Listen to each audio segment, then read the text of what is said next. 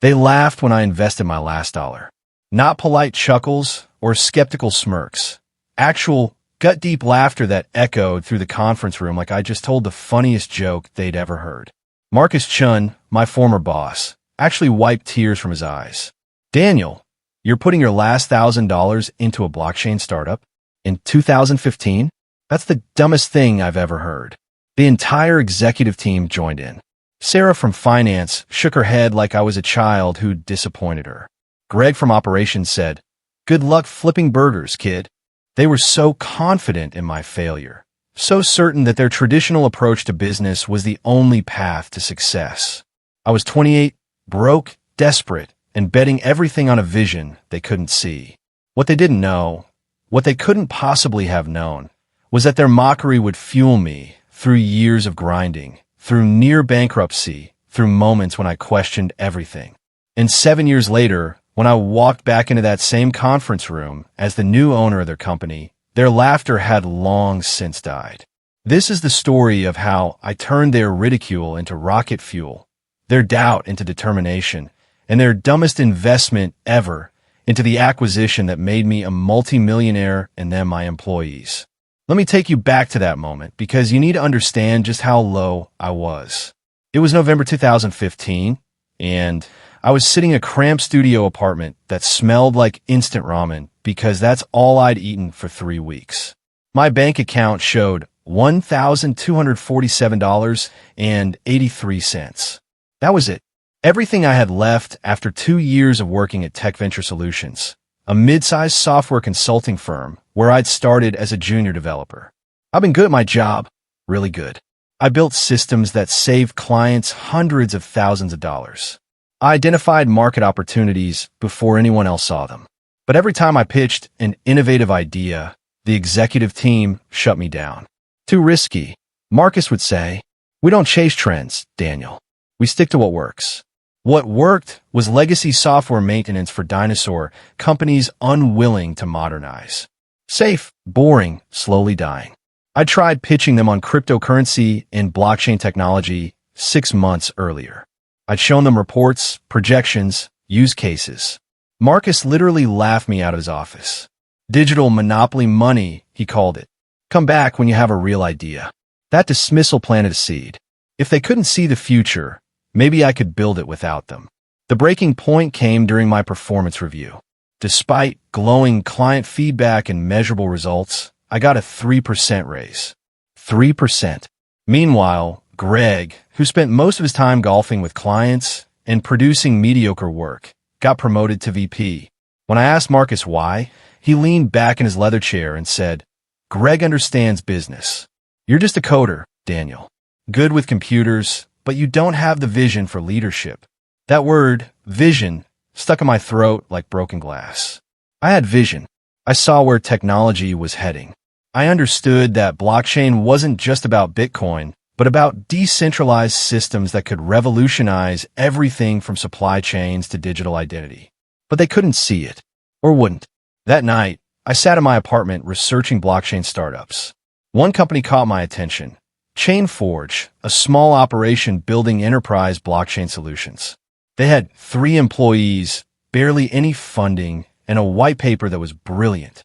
Their founder, Yuki Tanaka, was a former MIT researcher who'd left academia to build something real.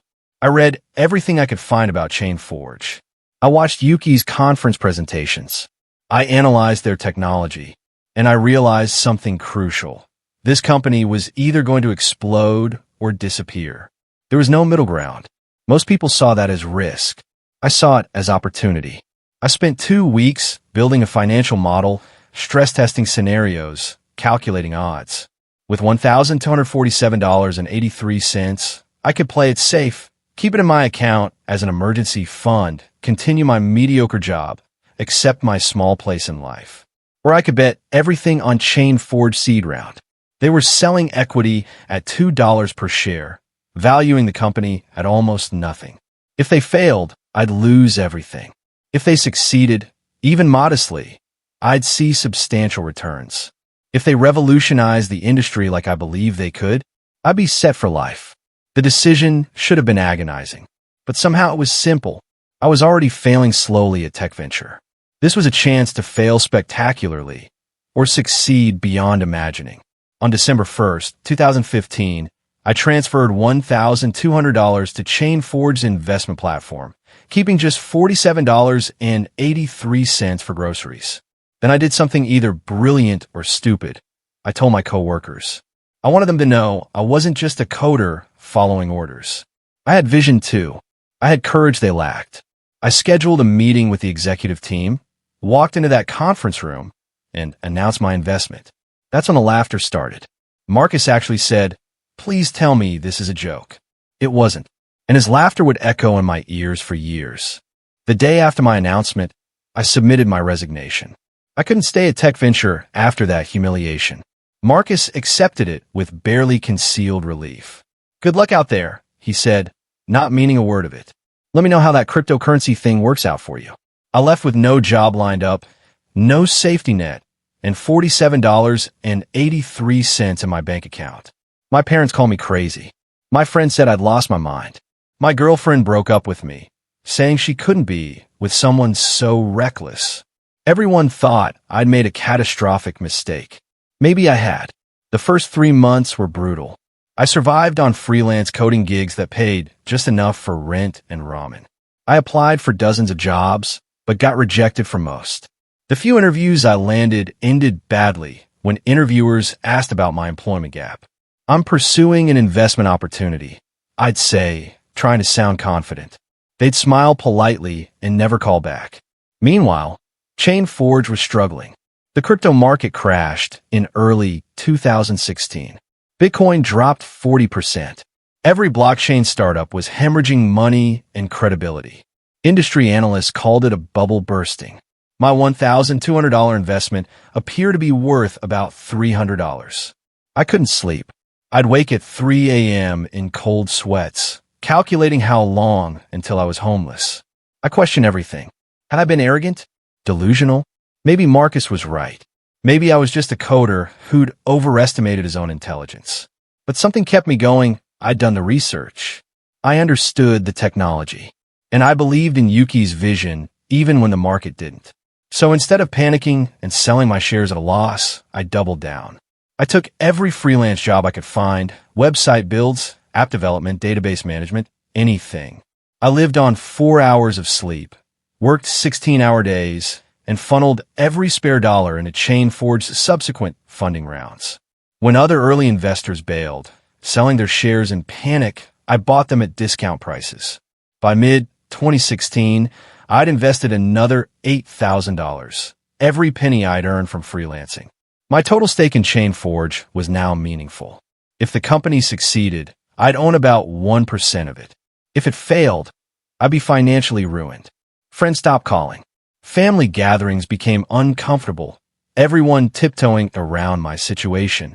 I heard through mutual connections that people at TechVenture were taking bets on when I'd come crawling back, begging for my old job. Marcus apparently said, "Daniel's a cautionary tale about hubris." That quote, secondhand as it was, became fuel. I printed it out and taped it above my desk. Every time I wanted to quit, I looked at those words. Every time exhaustion threatened to break me, I remembered their laughter. I wasn't just investing in ChainForge anymore. I was investing in proving them wrong. The turning point came in late 2016.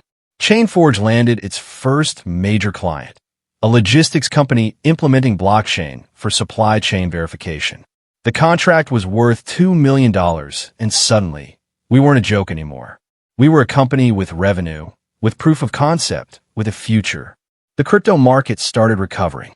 Bitcoin climbed back up. Blockchain became a buzzword in enterprise tech circles. Companies that had dismissed it as a fad were now scrambling to implement it. And ChainForge was positioned perfectly. Yuki hired aggressively, bringing in top engineers and business developers. I've been volunteering my time to help with technical documentation and developer relations, and Yuki offered me a formal position, Director of Developer Outreach. The salary wasn't huge, but it was steady income. More importantly, it came with additional equity. By early 2017, I owned 1.3% of a company that was suddenly worth something. My investment had grown from $9,200 to approximately $400,000 on paper. I wasn't rich yet. I couldn't sell shares in a private company easily, but I wasn't broke anymore. I moved out of my studio into a modest one-bedroom. I bought groceries without calculating every penny. I slept through the night for the first time in a year. And I started planning, not just for ChainForge's success, but for what came after. Over the next 2 years, ChainForge exploded. We landed clients across industries: finance, healthcare, government, manufacturing. Our technology became the gold standard for enterprise blockchain solutions. By 2019, the company was valued at $300 million. My 1.3% stake was now worth almost $4 million. I was a multimillionaire on paper, though still relatively modest in lifestyle. I'd learned to live lean during the hard years, and the discipline stuck. Meanwhile, I kept tabs on Tech Venture Solutions. Not obsessively, but enough to track their trajectory. And what I saw was a company in slow decline. They'd failed to innovate, lost clients to more agile competitors, and were bleeding talent. Their revenue was flat, their reputation stagnant. The market was moving toward cloud infrastructure, AI integration, and blockchain solutions, all things they dismissed as fads. Marcus was still CEO, still making the same conservative decisions that had defined his career. Greg was still VP, still golfing more than working. The company wasn't collapsing, but it was slowly becoming irrelevant. And then I learned something interesting. Tech Venture was quietly looking for a buyer. They'd retained an investment bank to explore strategic options, which was corporate speak for, "We're selling because we can't compete anymore." The asking price was $50 million, a fraction of what they'd been worth at their peak. I sat with this information for weeks, an idea forming. What if I bought them? Not just as revenge, though I'd be lying if I said that wasn't part of it, but as a legitimate business opportunity. I ran the numbers obsessively. Tech Venture had valuable assets despite their stagnation, an existing client base, talented developers who were underutilized, infrastructure that could be modernized. With the right leadership and vision, the company could be revived. Integrated with ChainForge technology and approach, it could be transformed into something formidable. But I couldn't afford $50 million myself. My net worth was tied up in ChainForge shares. So I pitched Yuki on an acquisition strategy. Tech Venture has clients who need blockchain solutions but don't know it yet, I explained. They have talented people trapped in a dying company. If we acquire them, modernize their operations, and integrate our technology, we expand our market reach and eliminate a potential competitor. Yuki was skeptical at first. "This feels personal for you, Daniel." I admitted it was. But personal doesn't mean wrong. The business case is solid. After weeks of due diligence, Yuki agreed. ChainForge made an offer, $45 million, with contingencies tied to client retention and employee satisfaction. Tech Venture's board, desperate and running out of options, accepted. The deal closed in March 2022. And just like that, I owned the company that had laughed at me. Well, ChainForge owned it. But as a significant shareholder and the designated leader of the integration, I'd be the one walking back into that building.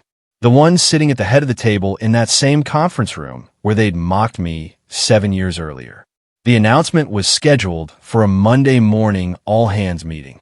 The Tech Venture employees knew they'd been acquired, but didn't know by whom. Corporate acquisitions are usually announced with the acquiring company's name, but Yuki and I had agreed to keep the reveal dramatic. I wanted to see their faces. I flew in the night before and stayed at a hotel near the Tech Venture office. I barely slept, rehearsing what I'd say, how I'd carry myself. I didn't want to gloat or grandstand. I wanted to be calm, professional, magnanimous even. But I also wanted them to understand exactly what had happened. I arrived at the building at 8:45 a.m., 15 minutes before the meeting. Security didn't recognize me. 7 years changes a person, and I'd been nobody back then anyway. I waited in the lobby, watching employees file past, many looking worried. Acquisitions mean layoffs, restructuring, uncertainty. They had reason to be nervous.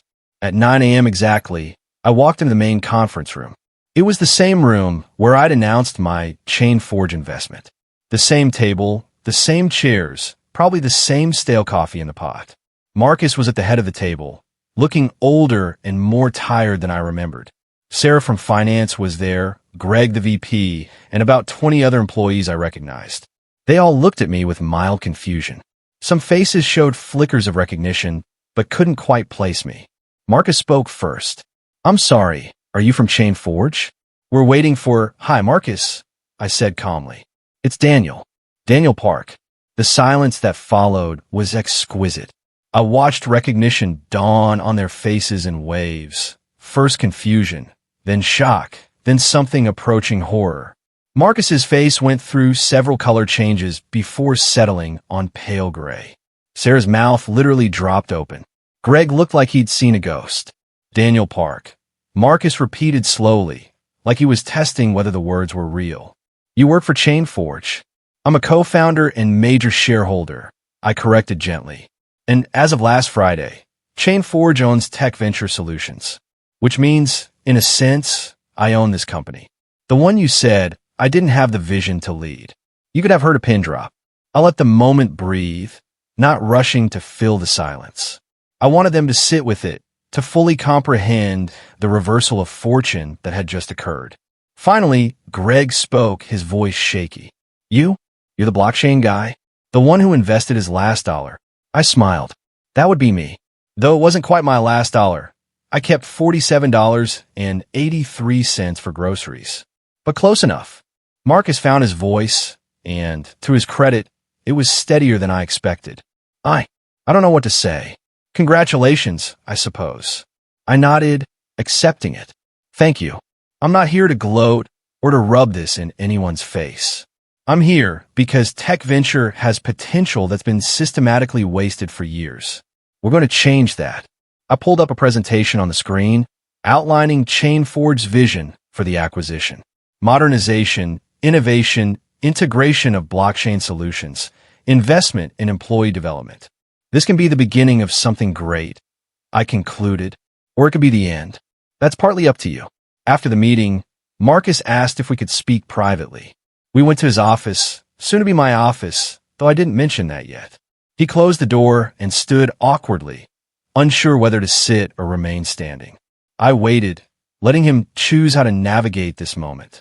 Finally, he sat and gestured for me to do the same. "Daniel, I owe you an apology. I hadn't expected that." "Go on."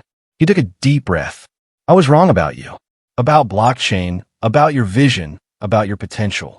I dismissed you because you were young and because your ideas made me uncomfortable. They challenged everything I thought I knew about business." He looked genuinely pained. "When you left and invested everything in Chain Forge, I laughed because I was scared. Scared that you might be right.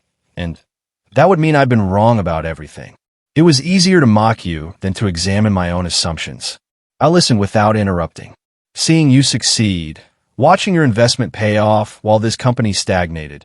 It's been humbling," he continued. "I can make excuses about market conditions or competition, but the truth is we failed because we stopped innovating. Because people like me were too comfortable, too arrogant, too afraid of change." He met my eyes. "So I'm sorry. And I'm asking, are you here to destroy what's left or to build something new?" It was a fair question. "Build," I said simply, "but not with the same leadership that drove this company into the ground." Over the next week, I made the difficult decisions that come with any acquisition. Marcus was offered a generous severance package and early retirement. He took it without complaint, acknowledging it was time. Greg the VP was let go outright. His performance reviews revealed years of mediocrity masked by charm. Several other executives who'd contributed to the company's stagnation were offered buyouts. But I kept most of the employees, especially the developers and client-facing staff who'd been constrained by poor leadership.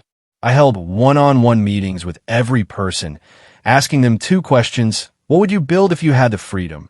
And what's been holding you back? The answers were illuminating. So many talented people had been suppressed, their ideas dismissed, their potential wasted. One developer, Lisa, had pitched an AI integration system 3 years ago that would have put Tech Venture ahead of the curve. It was rejected as too experimental. A project manager named James had identified the blockchain opportunity before I even left, but was told to stay in his lane. These people didn't lack vision. They lacked leadership that valued vision. I promoted Lisa to lead our new AI division. I made James head of innovation strategy. I gave autonomy to people who'd been micromanaged for years. And I watched the company transform almost immediately. Morale improved. People started staying late not because they had to, but because they were excited about what they were building. 6 months into the acquisition, the transformation was remarkable. We'd integrated ChainForge's blockchain technology into Tech Ventures' existing services, creating hybrid solutions that clients loved. Revenue was up 35%. We'd won back 2 major clients who'd left years ago and landed 3 new Fortune 500 accounts. Industry publications that had once ignored Tech Venture were now featuring us in articles about innovative tech companies. I did an interview with TechCrunch where the journalist asked about my journey. You went from being mocked to being the owner. How does that feel? I thought carefully before answering. Vindication isn't the word I'd use. Validation, maybe. I didn't do this to prove them wrong. I did it because I saw an opportunity they didn't, and I had the courage to bet on myself when no one else would. The article went viral, resonating with people who'd been dismissed or underestimated in their own careers. My inbox flooded with messages from aspiring entrepreneurs, from employees feeling stuck in stagnant companies, from people who needed to hear that taking the risky path could work out. One message particularly stood out. It was from Sarah, the finance director who'd shaken her head at me during that infamous meeting. Daniel, I wanted to reach out personally. I was wrong about you, and I'm sorry. Not just for laughing, but for not having the vision or courage you had. I've learned more in the past 6 months working under your leadership than the previous 5 years combined. Thank you for not firing me. Thank you for giving me a chance to grow. I responded simply, we all grow at different paces. I'm glad you're growing now. As the 1-year anniversary of the acquisition approached, I reflected on the journey. 7 years ago, I'd been broke, mocked, and desperate. Now I was wealthy, respected, and running a successful company. But the most valuable thing I'd gained wasn't money or status. It was the knowledge that I'd been right to trust myself. The world is full of people who will tell you your ideas are stupid, your dreams are unrealistic, your vision is flawed. And sometimes they're right. Most startups fail, most investments lose money, most bold bets don't pay off. But sometimes, when you've done the research, when you understand something others don't, when you have genuine insight rather than just optimism, betting on yourself is the smartest move you can make. I thought about Marcus's laughter, Greg's dismissive comments, the collective certainty that I was making a catastrophic mistake. They weren't malicious people. They were just limited by their own experiences, trapped in conventional thinking, unable to see beyond what they already knew. And that's the real lesson. The people laughing at you often aren't smarter or more informed than you. They're just more comfortable with the status quo. Innovation requires seeing what others don't, believing what others won't, and having the courage to act when everyone else thinks you're crazy. On the anniversary, I organized a company-wide celebration. Not to celebrate me or the acquisition, but to celebrate what we'd become, a company that valued innovation, that empowered employees, that was building genuinely exciting technology. During the celebration, I gave a speech to the entire team. A year ago, many of you didn't know me. Some of you remembered me as the junior developer who made a crazy investment and left. A few of you probably thought I'd bought this company as some kind of revenge fantasy. Uncomfortable laughter rippled through the room. But here's the truth. I didn't buy Tech Venture to punish anyone or to prove I was smarter than the people who doubted me. I bought it because I saw potential in the technology, in the client relationships, and most importantly, in you. The talented people who'd been held back by leadership that feared change more than they valued growth. I paused, making eye contact with people throughout the room. This past year, you've proven that potential was real. You've innovated, collaborated, and built things that are genuinely changing our industry. The success we're celebrating isn't mine, it's ours. I just gave you the freedom to do what you were capable of all along. The applause was genuine, and I felt something I hadn't expected: contentment.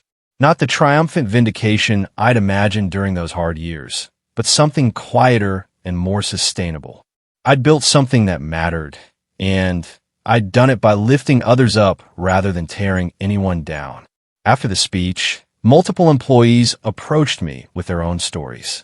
I was working at a dead-end company 3 years ago, and your story inspired me to take a risk and join a startup, one said. I invested in crypto because I read about your ChainForge bet, another shared. I didn't get rich, but I learned to trust my own judgment. These conversations reminded me that success isn't just personal.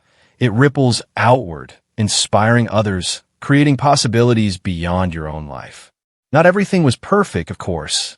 Some former TechVenture employees harbored resentment toward me, seeing the acquisition as humiliation rather than opportunity. A few quit within the first year, unable to adapt to the new culture. And there were moments when I questioned my own decisions. Had I been too harsh with certain executives? Had I let personal history cloud my judgment? But mostly, I felt confident that we'd made the right moves. The company was thriving. Employees were engaged. Clients were happy. The metrics all pointed towards sustainable success. Meanwhile, my personal net worth had grown significantly. ChainForge had gone public in 2021, and my shares were now worth over $50 million. Combined with my equity in the acquired TechVenture and other investments I made, I was worth approximately $65 million. I'd gone from $47.83 in my bank account to being a multi-millionaire in 7 years. But I didn't change my lifestyle much. I bought a nice, but not ostentatious house. I drove a Tesla because I believed in the technology, not because I wanted to flash wealth. I donated significantly to causes I cared about, scholarships for underprivileged computer science students, funding for blockchain education initiatives. I remembered what it felt like to be broke, to be dismissed, to feel powerless. And I wanted to help others who were in that position find their own path forward, whether through education, opportunity, or simply knowing that someone believed in them.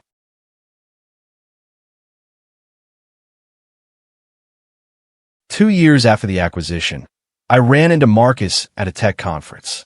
It was the first time we'd seen each other since his departure, and the encounter was surprisingly comfortable. Daniel, he said, extending his hand, I've been following the company's progress.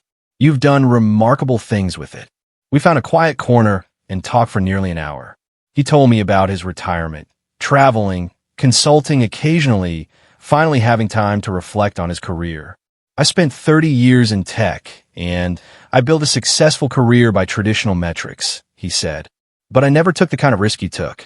I played it safe, and eventually, safe became stagnant. He looked at me with something like admiration. You had the courage I lacked, and you were vindicated in a way that's genuinely impressive. Not just financially, but in how you've led. I've heard from former employees that the culture is completely different now. Empowering, innovative, exciting. I appreciated his honesty. I couldn't have done it without people like Lisa and James and dozens of others who had vision all along. They just needed someone to unleash them. Marcus nodded. That's leadership I never mastered. I managed, I controlled, I optimized, but I never empowered. We parted on good terms, and I felt a sense of closure I hadn't realized I needed. The anger and hurt from being dismissed had long since faded, replaced by understanding. Marcus wasn't a villain. He was just a man limited by his own fears and conventional thinking. And in his own way, his limitations had forced me to find my own path. As year 3 approached, I made a significant decision. I was stepping back from day-to-day operations. Not retiring, I was only 35, but transitioning to a chairman role. I promoted Lisa to CEO, believing she had the vision and leadership to take the company to the next level. Some board members questioned the move. You're at the peak of your success. Why step back now? But I'd learned something important. Building something isn't the same as running it forever. My strength was seeing opportunities others missed, taking calculated risks, disrupting stagnant systems. The company didn't need disruption anymore. It needed someone who could sustain and scale what we'd built. Lisa was that person. On my last day as CEO, the company threw a celebration. People gave speeches about the transformation, about the culture we created, about the impact we were having on the industry. But the moment that meant the most came from an unexpected source. Greg, my former VP who I'd fired, had reached out months earlier asking to meet. I'd been skeptical, but agreed. He'd apologized genuinely, acknowledging that he'd coasted for years on charisma while contributing little substance. He'd been humbled by losing his position and had spent the past 2 years actually developing real skills and expertise. "I'm not asking for my job back," he'd said. "I just wanted you to know that getting fired was the best thing that happened to me. It forced me to become competent instead of just charming." He'd landed a role at another company where he was apparently thriving. And at my farewell celebration, he showed up uninvited but not unwelcome, just to shake my hand and say congratulations. With more time and mental space, I started angel investing, using my wealth and experience to fund other entrepreneurs who reminded me of my younger self. People with unconventional ideas, betting on emerging technologies, willing to risk everything on a vision others dismissed. I funded a woman building quantum computing solutions for climate modeling. I backed a team creating decentralized identity systems for refugees. I invested in a founder developing AI tools for early disease detection. Not all of these bets would pay off. Statistically, most wouldn't. But that wasn't the point. The point was giving people a chance when others wouldn't. I also started speaking publicly about my journey, not to brag, but to demystify success. Too many people think successful entrepreneurs are either geniuses or lucky. The truth is messy. It's research and risk, timing and tenacity, vision and sheer stubborn refusal to quit when everything seems hopeless. At a university talk, a student asked, "What would you say to your 28-year-old self standing in that conference room about to be laughed at?" I thought about it. I'd tell him that their laughter doesn't define him. That being dismissed by people who can't see what you see isn't a reflection of your worth. It's a reflection of their limitations. And I'd tell him to document everything, because 7 years later, it'll make for one hell of a story. The auditorium erupted in applause, and I saw in the students' faces the same hunger and uncertainty I'd felt at their age. Some of them would take crazy risks. Most of those risks would fail. But a few would bet everything on a vision others dismissed, and they'd win spectacularly. And maybe my story would give them courage in their darkest moments, just as other stories had given me courage in mine. 5 years after the acquisition, TechVenture under Lisa's leadership had tripled in value. We'd become a major player in the enterprise blockchain space, expanded into AI and quantum computing applications, and built a reputation as one of the best places to work in tech. My original $1,200 investment in ChainForge, combined with subsequent investments and equity growth, had turned into a net worth exceeding $200 million. I'd become wealthy beyond what I'd imagined that night in my ramen-scented studio apartment. But the wealth wasn't the victory. The victory was in the journey itself. The validation that my vision had been correct, that my risk had been calculated rather than reckless, that trusting myself when everyone else doubted was the right choice. I thought often about that conference room, that moment of laughter, that crushing humiliation that became the fuel for everything that followed. In a strange way, I was grateful for it. Not because I needed the mockery to succeed. I would have pursued my vision regardless. But because it taught me something crucial about human nature and about myself. People fear what they don't understand. They mock what threatens their worldview. They laugh at risk-takers because risk-taking forces them to confront their own caution. None of that says anything about the validity of your vision. It only reveals the limits of theirs. And I learned that external validation, whether praise or mockery, is fundamentally irrelevant. What matters is internal alignment. Do you believe in what you're doing? Have you done the research? Are you willing to accept the consequences if you're wrong? If the answers are yes, then other people's laughter is just noise. Today, I occasionally drive past the TechVenture building, now officially renamed VentureChain Solutions to reflect our evolution. I remember walking into that building 7 years ago with $47.83 in my account, desperate and determined. I remember the laughter that echoed through the conference room. And I remember walking back in as an owner, seeing shock replace smugness on faces that had dismissed me. But mostly, I remember the years between those moments. The freelancing at 3 a.m. to make rent. The days when my investment dropped 75% and I had to resist panic selling. The slow, grinding work of building something when no one believed in it. Those unglamorous middle years. That's where the real story lives. Not in the dramatic beginning or triumphant ending, but in the relentless, often invisible work of staying focused when everything seems hopeless. That's what I try to convey when I mentor young entrepreneurs now. The moment they laugh at you isn't the important moment, I tell them.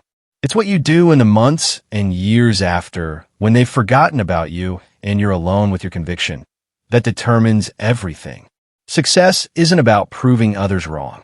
It's about proving yourself right to yourself. The external vindication, the moment they realize they misjudged you, that's just a pleasant side effect. The real victory is internal, knowing you trusted yourself, bet on your vision, and had the courage to see it through. As I write this, sitting in my home office overlooking the city where this all began, I reflect on what I've learned about success, failure, and the space between. First, conventional wisdom is often conventionally wrong. The safe path isn't always safe, it's just familiar. Sometimes the risky path is actually less risky because it's based on genuine insight rather than comfortable assumptions. Second, being dismissed by people you respect is painful but often necessary. If everyone agrees with your idea, it's probably not innovative. True innovation requires going where others won't, seeing what others don't, and having the conviction to act on it. Third, vindication feels good, but it's not the goal. I enjoyed walking back into that conference room as an owner, but that moment lasted 5 minutes. The satisfaction of building something meaningful, of empowering talented people, of proving my vision was correct. That's lasted years and continues to compound. Fourth, gratitude matters more than grudges. I could have spent years bitter about being mocked.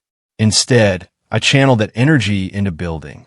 And now, looking back, I'm grateful for every person who doubted me.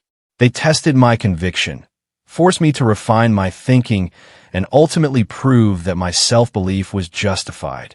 Fifth, success creates responsibility. When you beat the odds, when you turn a last dollar bet into millions, you have an obligation to help others do the same. Not everyone will succeed. Most won't. But everyone deserves a chance. Recently, I received an email from someone I'd never met. The subject line read, "You saved my life." I opened it curious. "Mr. Park, you don't know me, but 4 years ago I was sitting in my apartment with my last $800, trying to decide whether to invest it in a startup I believed in or keep it for rent. I was paralyzed by fear until I read an article about your Chain Forge investment. Your story gave me courage. I invested. The startup failed, and I was homeless for 3 months. But I learned, I adapted, and I tried again. My second investment worked. Then my third. Now I run my own venture fund, and I've invested in 17 companies, 5 of which have achieved significant exits. I'm writing because I want to thank you, not just for the inspiration, but for showing me that betting on yourself, even when everyone thinks you're crazy, is sometimes the sanest thing you can do. You probably get messages like this all the time, but I needed you to know your story matters. It changes lives, mine included. I read the email 3 times, tears in my eyes. This was the real victory, not the wealth, not the acquisition, not the moment of vindication in that conference room. The ripple effect of courage. One person's bold bet inspiring another's, creating a cascade of possibility that extends far beyond any individual success. I responded, "Thank you for this message. It means more than you know. Your success isn't because of my story. It's because of your own courage and resilience."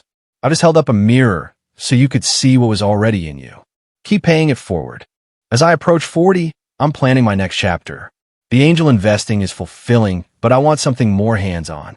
I'm considering starting a new company, this time in renewable energy infrastructure, another space where I see opportunities others are missing.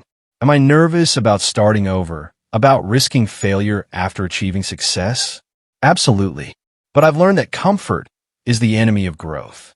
The version of me that played it safe, that accepted limitations, that cared what others thought, he died in that conference room when they laughed at my last dollar investment. The version that emerged was willing to risk everything, to trust his own judgment over conventional wisdom, to build the future he could see even when others couldn't. That version doesn't retire at 40 just because he's comfortable. I think about Marcus sometimes, about the safe career he built that ultimately left him unfulfilled. I think about Greg, coasting on charm until reality caught up. I think about all the people who play it safe, who mock risk takers to justify their own caution, who live in the narrow space between comfort and regret. And I think, I'd rather fail spectacularly trying to build something meaningful than succeed modestly at playing it safe. Because at least failure means you tried. At least it means you trusted yourself enough to risk looking foolish. At least it means you lived according to your own vision rather than someone else's expectations. They laughed when I invested my last dollar. Now I own their old company. But more importantly, I own my own life. And that's a victory that compounds forever. Looking back on the entire journey, from that ramen-scented studio apartment to where I sit today, I realized the story was never really about the money or the company or even the vindication. It was about identity, about answering the question, who am I when everyone else says I'm wrong? For 28 years, I defined myself through others' perceptions. I was a good coder because my boss said so. I lacked vision for leadership because executives told me so. I was making a catastrophic mistake because everyone around me insisted it was true. But somewhere in the darkness of those grinding years, working freelance gigs at 3 a.m., watching my investment crater while doubt screamed in my ears, eating ramen for the 100th consecutive meal, somewhere in that crucible, I stopped looking to others for definition. I became the author of my own story. And that's the real transformation. Not from poor to rich, from mocked to respected, from employee to owner, but from someone who needed external validation to someone who trusted his own judgment. From someone who feared others' laughter to someone who understood that their laughter revealed their limitations, not his. Today, when I mentor young entrepreneurs, when I speak at conferences, when I write about my journey, I emphasize this above all else. They will laugh. They will doubt. They will tell you your vision is flawed, your risk is foolish, your ambition is naive. Let them. Their laughter is not your compass. Your own carefully researched, deeply considered, boldly acted upon conviction, that's your compass. And if you trust it, if you follow it through the inevitable storms and setbacks and moments of crushing doubt, you might just end up exactly where you were meant to be. Maybe you'll own their company someday. Maybe you won't. But you'll own something far more valuable. Your own life, lived on your own terms, guided by your own vision. And no amount of laughter can take that away.